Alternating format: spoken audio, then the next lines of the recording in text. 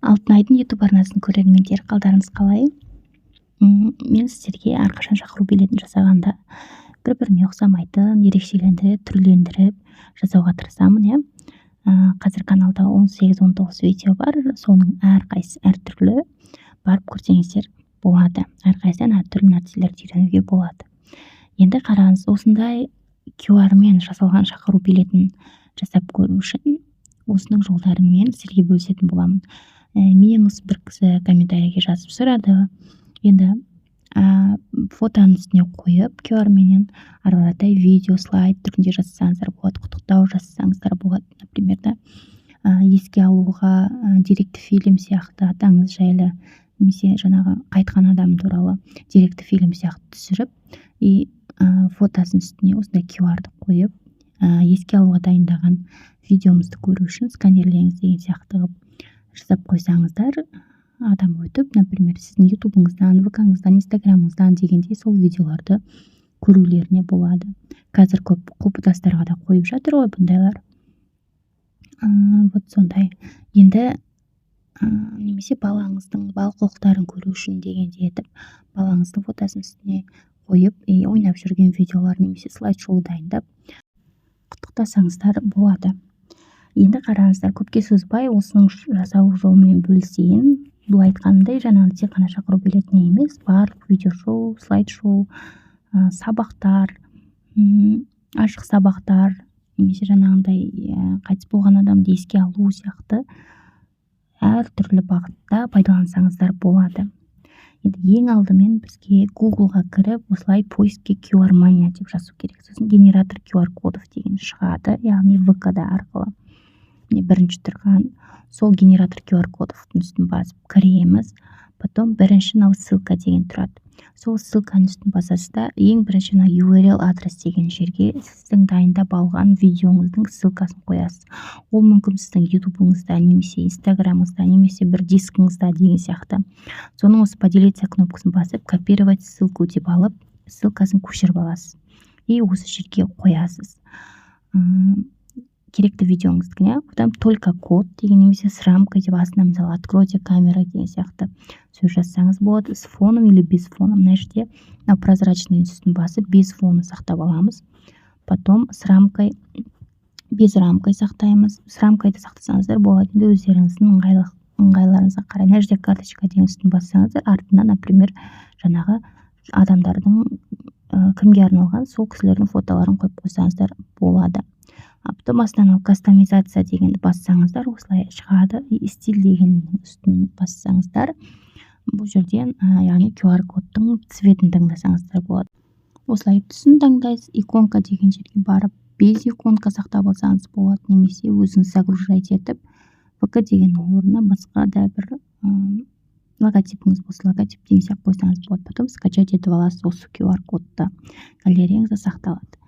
Енді осындай бір баннер жасау үшін бізге студия деген приложение керек. Сол студия приложениясына кіріп, сіздер плюсик деген батырманы басып, осы керекті размеріңізді таңдап аласыз. Мен 1080-1920 деген размер таңдадым. И, например, 50 жасқа толып отқан адамдардың суретін әкеліп қояйын деп жатырмын. Бұл жерде фотосток сайттардан алынған суреттер, яғни ешкімнің ақысына кірмей, ешкімнің суретін мен ютубқа салып пайдаланбаймын. Потом осындай бетіне бір подложка кеп қойдым. Ол подложкасты жасай берсеңіздер болады. Енді добавить текст деп келесі текстімізді енгіземіз. Мысалы 50 жас мерейтойымызға шақырамыз. Видео шақыру арқылы толығырақ білу үшін QR кодты сканерлеңіз деп қоямыз. Бұл жерде, например, келетін мекен-жай, ресторан жайлы деген сияқты ақпараттар алады.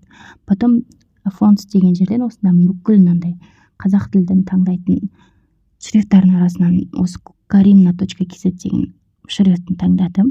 Бұл шрифттар сіздер менің каналыма жазылғандарыңыз үшін тегін беріледі. Яғни жазылдым деп жазсаңыздар, мен директіме немесе комментарий астына сол жақта сіздерге жекелеріңізге шығып, ссылкасын жіберетін боламын. Осылай таңдап жазамыз, и келесі тойға шақыру деген текстті енгіземіз. Тоже фонт деген алдыңғы стрелканы басып, осы жақтан өзімізге бір ұнаған шрифтіні таңдап аламыз. Астында color деген жерден цветін өзгертеміз. Қараға қойдым мен. И птичканы басып сақтап аламыз. Потом осының үстін басып тұрсаңыздар, дубликат деген шығады. Соны дубликат жасаймыз, яғни дублировать етеміз. Потом шақыру деп жазамыз. Солай. Птичканы басып сақтап аламыз тоже. Одан кейін келесі кісілердің аты жөндерін жазамыз. Енді бұл жерде сіздер мүмкін жас жұбайлардың фотоларын қойып, турасында бір баннер жасасаңыздар, артынша астына QR код қойып, мысалы YouTube'дағы видеолары болса, жаңағындай love story түсіреді ғой қазір көбінесе. Сол love story-ларына ссылканы қойып қойсаңыздар болады, сканерлеңіздер деп ше. Немесе ресторан жайлы ақпараттар дегендей бір әдемі слайд-шоу, вот солардың ссылкасын қоя аласыздар. Птичканы басып сақтаймыз, бұны ыңғайластырып қойғаннан кейін, яғни бұл жерде басты назар, яғни артқа фонға қойған жас жұбайларымыздың немесе в общем суреттің беттерін баспауымыз керек, яғни мешать етпеу керек. Бетін тазалап алып жатыр мына жерде. Потом галереядан осылай QR кодымызды әкеп қоямыз и келесі текстімізді енгіземіз, яғни scan me деп жазамыз, яғни сканируйте дегенде. Сканируйте меня деген ғой енді. Яғни QR кодты басыңыз деген сияқты сөз ол да. Жазсаңыздар болады, жазбасаңыздар болады дегенде мен енді жазып қойдым. Осылай алып, фильтрін беріп дегендей ары қаратай енді настройкасын жасап, сақтап аламыз болды.